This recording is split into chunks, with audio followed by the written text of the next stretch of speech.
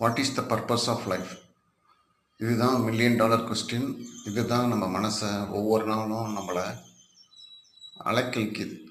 இந்த கேள்விக்கு பதில் வேற எங்கேயும் தேட வேண்டியதில்லை, நம்மக்கிட்டே இருக்கு.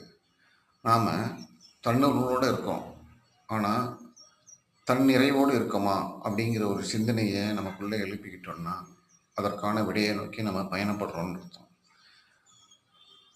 நம்முடைய தன் உணர்வு தன் நிறைவை நோக்கி பயணப்படும் போது அது எதனால் சாத்தியமாகிறது, அதனுடைய சாத்தியப்பாடுகள் என்ன அப்படின்னு பார்க்கும்போது நமக்கு என்ன புரியுதுன்னா, அது நமக்கு கிடைக்கக்கூடிய புகழ்லேயோ செல்வத்திலேயோ அல்லது அந்தஸ்திலேயோ அல்லது ஒரு அங்கீகாரத்திலோ கிடையாது. மாறாக அது ஒரு உள் உணர்வு.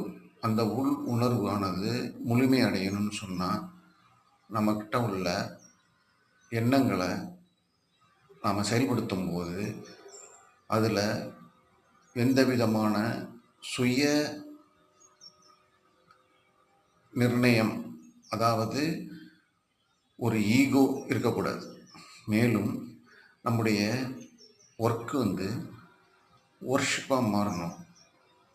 நம்முடைய சக்ஸஸ் ஒரு சேவையாக, சர்வீஸாக மாறணும்.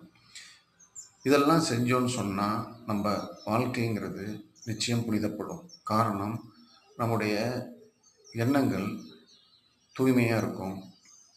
அப்பொழுது நாம் ஒரு நிறைவு அடைவோம்.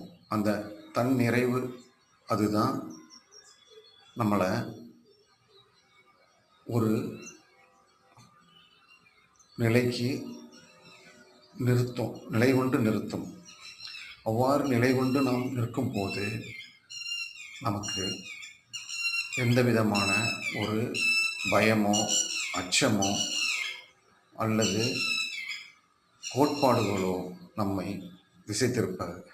மாறாக நமக்கான கதவுகள் திறக்கப்படும். அந்த திறக்கப்பட்ட கதவுகள் மூலம் நமக்கான சந்தர்ப்பங்கள் பறந்து விரைந்து காணப்படும்.